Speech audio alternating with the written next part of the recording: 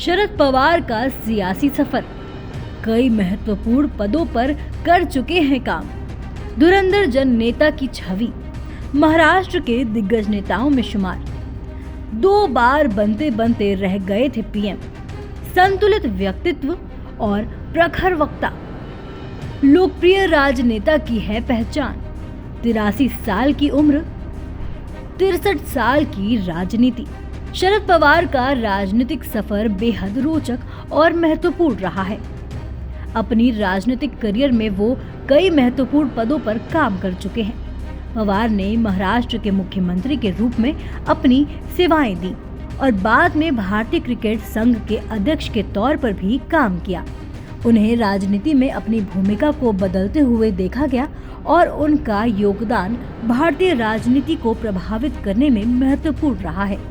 उनके नेतृत्व में कई राजनीतिक परिवर्तन और उद्यम देखने को मिले हैं, जो महाराष्ट्र के विकास और कल्याण में महत्वपूर्ण भूमिका निभाए हैं। इसके अलावा उन्होंने राष्ट्रीय और अंतर्राष्ट्रीय स्तर पर भी अपनी दक्षता और नेतृत्व कौशल का प्रदर्शन किया है। शरद पवार 1 मई 1960 से राजनीति में सक्रिय हैं। आज वो 83 साल के हो चुके हैं और उनका राजनीतिक करियर लगभग 64 साल का है, लेकिन आज भी महाराष्ट्र की राजनीति उनके इर्द गिर्द घूमती है। ये जरूरी नहीं कि वो सत्ता में हो या उनके पास बहुमत हो। महाराष्ट्र की राजनीति में शरद पवार फैक्टर एक अहम फैक्टर माना जाता है। 3.5 साल पहले जब कहा जाता था कि शरद पवार राजनीति के दूसरे चरण के अंत तक पहुंच गए हैं, तो उन्होंने राज्य में एक अभूतपूर्व महाविकास अघाड़ी बनाकर साबित कर दिया कि मैं अब भी सक्रिय हूं। ये है शरद पवार का जादू।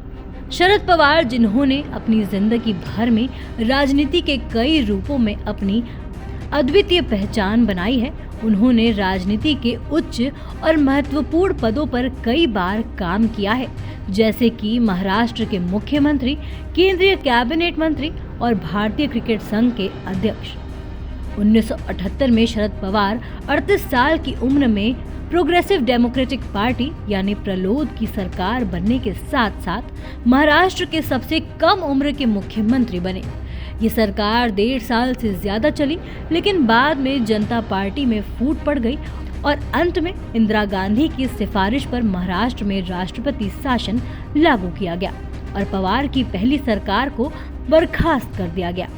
1980 में महाराष्ट्र में सरकार के विघटन के बाद वो लंबे समय तक सत्ता से बाहर रहे। राजीव गांधी जब सत्ता में आए तो उन्होंने शरद पवार कांग्रेस में वापस आने और साथ काम करने की इच्छा जताई थी और इस तरह 1988 में शरद पवार दूसरी बार महाराष्ट्र के मुख्यमंत्री बने।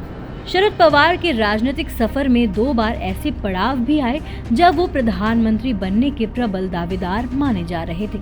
1991 में राजीव गांधी की हत्या हो गई थी और कांग्रेस में नेतृत्व पर सवालिया निशाना उठाया जा रहा था।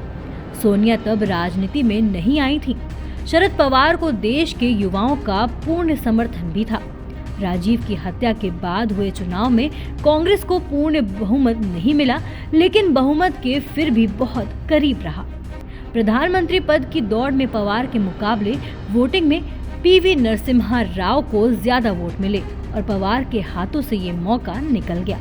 दरअसल 1992 में बाबरी मस्जिद मुंबई दंगों की वजह से उन्हें दिल्ली से वापस मुंबई भेजा गया। उस मुश्किल दौर में मार्च 1993 में पवार तीसरी बार महाराष्ट्र के मुख्यमंत्री बने।